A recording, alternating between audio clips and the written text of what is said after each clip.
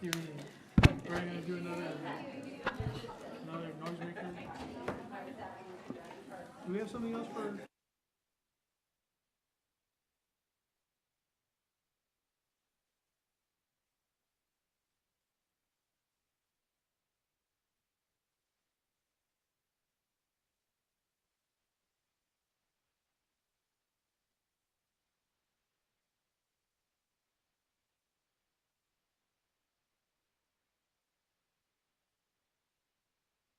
Go ahead, sir. Yes, sir. Good afternoon, committee members, board members, staff, and audience. I wanted to take the opportunity right now to give sort of like a spotlight on one of the areas of our safety plan for the district. We've titled this as far as a multi-tiered collaborative partnership model.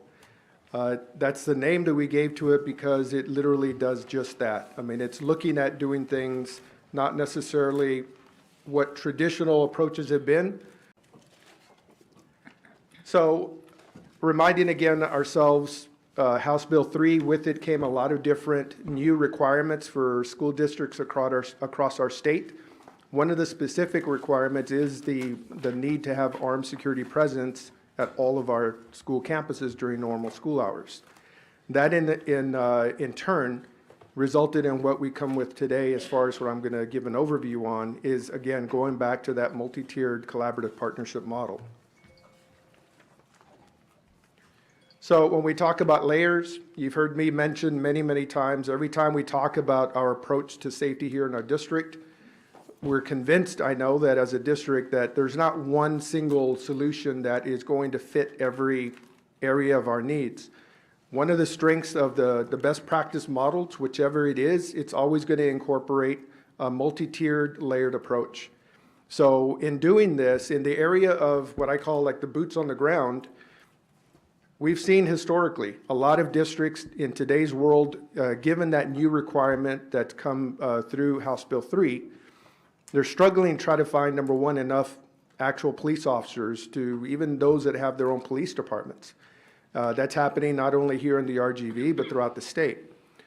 This has caused districts to start thinking a little bit more creatively, thinking outside the traditional box. And I'm proud to say that we as a district have been that forward-thinking type of a organization. And from day one that I came on board with the district, we understood that regardless of what direction we went, it would have to entail partnering with our local law enforcement stakeholders. So in today's model that we have actively working within our districts, I put a quick descriptor of the different layers, starting with our unarmed security officers. We had that component when I first came on board with the district.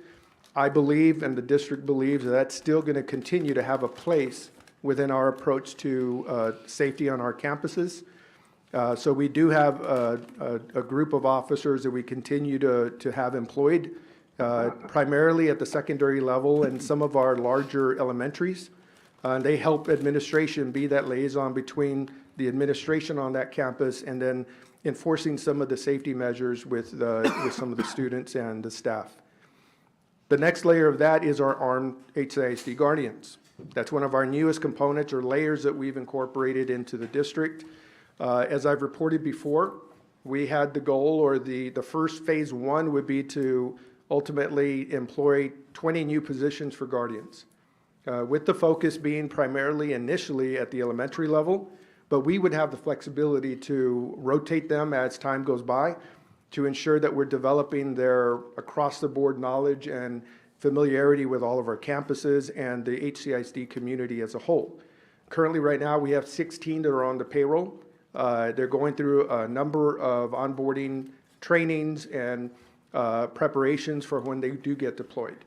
And of course, we're waiting for all of their equipment and everything to come in that's been placed on order. And once we do, I'll be really excited to have that day that we can showcase them out there on our campuses in the front lines, helping to support sharing in the silos of their various agencies. The collaborative approach will bring them all to the table ahead of time. We pre-plan and we train and we do exercises together. So along with that, We have our off-duty MOUs with Cameron County Sheriff's Department, all 5 of our constable precincts here in Cameron County, as well as Cameron County Emergency Management. They work our campuses on a rotating basis based on availability. But the key thing with that is they're able to, again, be integrated into our community here, become that much more familiar with our district. And then we, again, have other things that we do with them that I'll talk about in the next slide. Along with that, the other layer, we have Primera PD and Combs PD. I've repeated before that we have 3 campuses, elementary campuses, that are located in Primera and Combs. We felt it was important that we bring in those 2 agencies so that they themselves can also become familiar, because in those 3 campuses, they would be our first responders. And then we also have, I wanted to include this other important layer. We've had that now for almost a year. We have an MOU with the Department of Public Safety, where we've created office spaces in select campuses so that in itself is also another strategy to increase the presence of law enforcement at our campuses. That's not an agreement we have with them for pay. They do that as an exchange for the office space. They have their troopers that will go into those select offices and they'll do the reports, but then part of the time that they're on campus, they'll make rounds around the campus and greet staff members and students. And again, it's just promoting them becoming a part of our campuses, getting familiar with the layouts, and in turn, that creates another preparatory type of a process where they become that much more familiar with our district. So the benefits. I've repeated many of these already before, but I truly believe, and I think at the core of what we're doing, by creating this multi-tiered, not just one thing, but it's a multi-tiered and it's a collaborative model, this is truly a long-term sustainable plan. It is not something that's just, let's just try it this year, but because the weight of this type of responsibility of keeping our campuses safe is too much for any one organization in a community of our size. By us spreading the load out, we're contributing something to this as well as every one of our partners. But it's not overburdening any one of those resources. So this is truly a very long-term sustainable plan. As I stated before, the emergency first responders, they're going to become that much more familiar with our district. That's one of the feedback that I've mentioned already in prior conversations, that one of the things I get back common from a lot of our constable deputies and sheriff's deputies is that prior to this agreement that we have with them, many of them never even stepped foot on any of our campuses, whether it was here or throughout the county. But because of the fact that they have been now working our campuses, they got that ranger's office. They have a regional tactical response team that are responsible for all of South Texas. They can be anywhere within an hour. We're setting up a meeting actually this next Friday where now I'm going to fold them into our tactical response and the joint training opportunities. And I want to just touch this real briefly, but it's all these different agencies have their own tactical training, but very few of them, without only some exceptional cases, do they actually train together, and much less train in the environment of an educational setting. So the benefit of our monthly partnership meetings, we've come a long way since the early meetings that now involve, as I mentioned before, everybody from the FBI's office, from our Brownsville office, our Border Patrol tactical team is there. Their leadership is there every month. We now have DPS involved, even the U.S. Treasury. They have some of their field agents that are there. And all of these different agencies are now coming out of their previous mindsets, and they're now starting to strategize and asking questions. How can we prepare ourselves that much better? Not just for the benefit of HCISD, but wherever they are within the Rio Grande Valley, the lessons they're learning here by the partnerships that we've created is going to benefit our whole. We're creating very strict environments where our police officers and our partners are there to protect and serve, and our administrators are there to execute Chapter 37 of the Texas Education Code. So from an administrative standpoint, we're being very strict, very love-based, but also very strict with regard to all that we're doing. We now have campus alternative education programs in place for students that violate the Student Code of Conduct. Our district alternative education program is second to none. And we're doing everything that we can to rebuild these children that are making mistakes. But Campus here in Harlingen, has there been any discussion with that group as far as being in partnership with them? I have had conversations with the sergeant that's in charge of all 3 of the Valley campuses, and what we had, so many different opinions with what we had, so many different opinions, we finally settled on that design. So I wanted you to have a copy of that. I also gave you the one-sheet overview of all these slides. That's what's represented on that one-sheet reference document. We'll be looking at creating that as something that we can put on the website.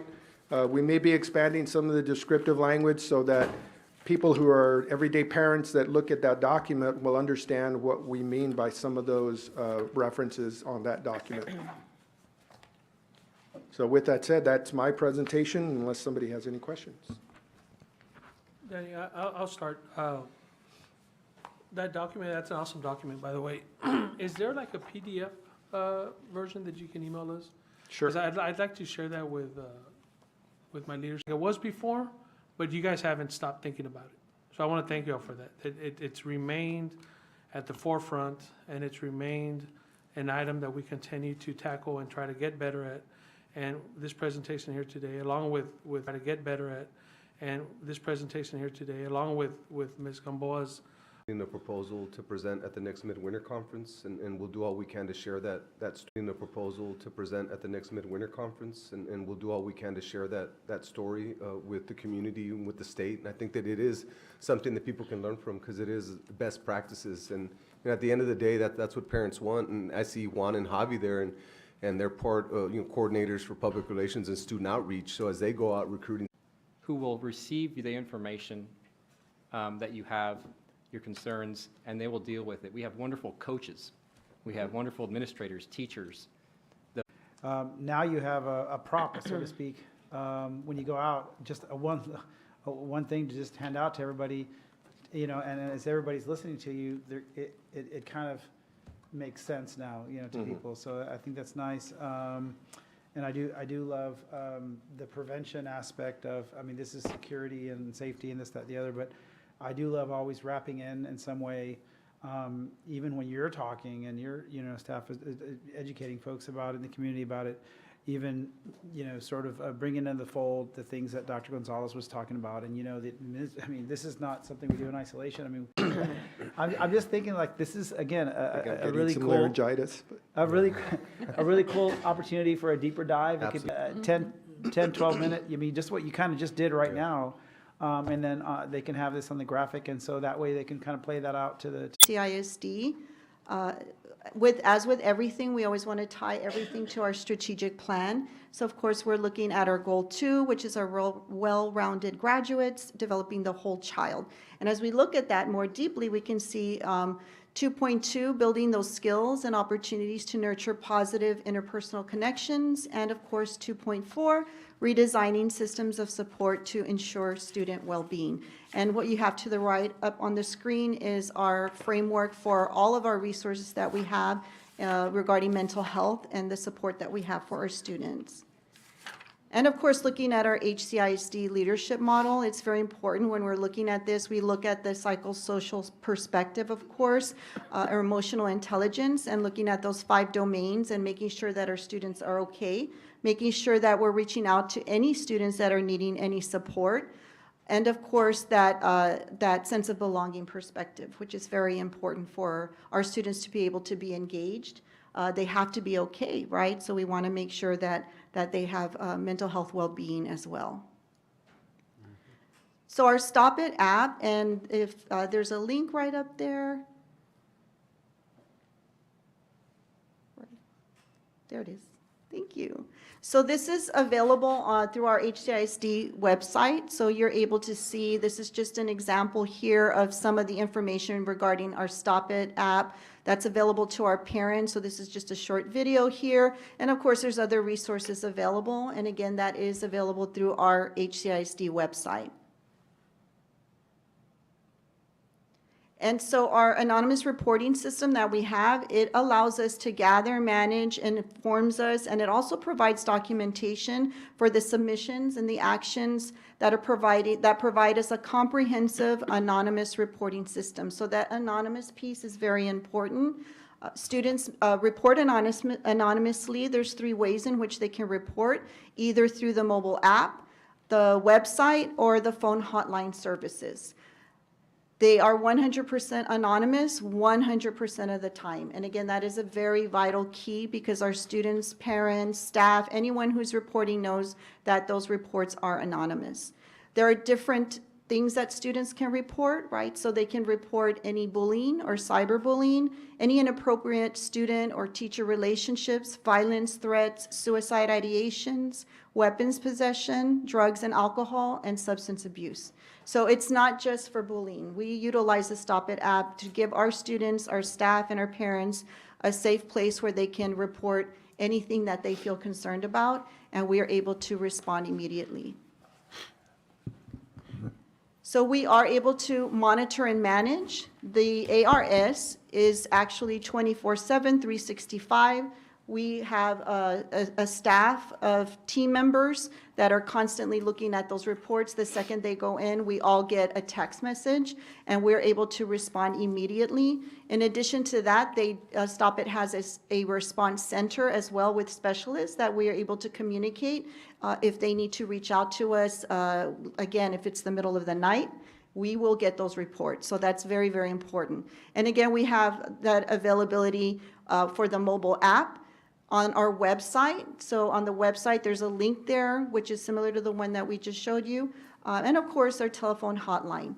Our Stop It information is also included on the back of every secondary student's ID card that gives them the information we have to provide. So our Stop It is one of the pieces of information there, as well as the suicide hotline 988, the Tropical Texas information as well. So that's another way that our students have that information. And so again, the app and the web-based incident management system, it quickly informs us and our assigned response teams of any submitted incidents. So that allows us to have very fast, accountable responses to each of these incidents as we receive them, whether they are life-threatening or non-life-threatening. Regarding any life-threatening, those get flagged, and as soon as we get the report for a life-threatening report, we also get a phone call from Stop It. And so that ensures that we are getting that information regardless of what time of the day it is, whether it's on the weekend or during breaks. We are able to respond and assist our students as needed. And some of the key features for our Stop It app include the team communications piece. So essentially when a student or parent or staff member goes into the app or web, the web version, they are able to select the campus where the student belongs. Once they select the campus and they submit that report, it's going to go to not only the central office team, but it's also going to go to the campus principal as well as a campus counselor. So that also builds our team. So any campus will receive their Stop It reports that are specific to their campus. So we're able to all communicate and work to respond back to us, and that has helped us a lot of times in order to really be able to identify who might be the student that might be in need. So that's a really great feature. And of course, there's reports that are offered to us so that we can actually aggregate the data and look at the different campuses and look at the different reports that are submitted. So in order to promote Stop It, we utilize different resources. You all have in front of you a variety of posters. So those posters are actually at all of the campuses. The posters also have the QR code, so if they want to just get that app right away, they may do so. Our counselors do a phenomenal job in promoting Stop It. And I will say that our Hope Squad students, we're very proud of our Hope Squad students. They are really taking the reins and promoting Hope Squad promoting Stop It as well. And we've had actually quite a few reports that are submitted by Hope Squad students who are identifying themselves saying, I am a Hope Squad student, I'm submitting this report on behalf of a student. And so we see that those two programs working together are extremely impactful. So the link on the top as well, that again sends us back to our HCISD webpage that has more information. We already saw the section that has a video, but this gives our parents and our community additional information with regards to what's available at the website. And then there's Parent Facts is a one-sheeter, so this is available in English and in Spanish, so the campuses can send that out to the families, right? And so it again gives more information about Stop It, what it is, and how we can utilize that to really provide that support. Last year, there were 174 reports submitted to Stop It. Last year, there were 174 reports submitted to Stop It, and you can see the different categories. So we're able to kind of identify the different categories with regards to those submissions, and see that can also, how that can also help us with promoting awareness at the campuses, right? So if we see the bullying and cyberbullying, we know we need to promote that awareness at the campuses as well. Another big area, of course, is the drug or vape usage. That's also something that we kind of see are large numbers with the reports. And that's all I have right now regarding Stop It, so I'd like to open up to any questions you may have. Ms. Gamboa, Yes, I sir. know that you mentioned the Stop It app, but I did want to take this opportunity to thank you but I did want to emphasize to the community that we're working very hard to get in front of this through an extreme focus on self-awareness in a real way, an extreme focus on self-regulation, motivation, empathy, social skills.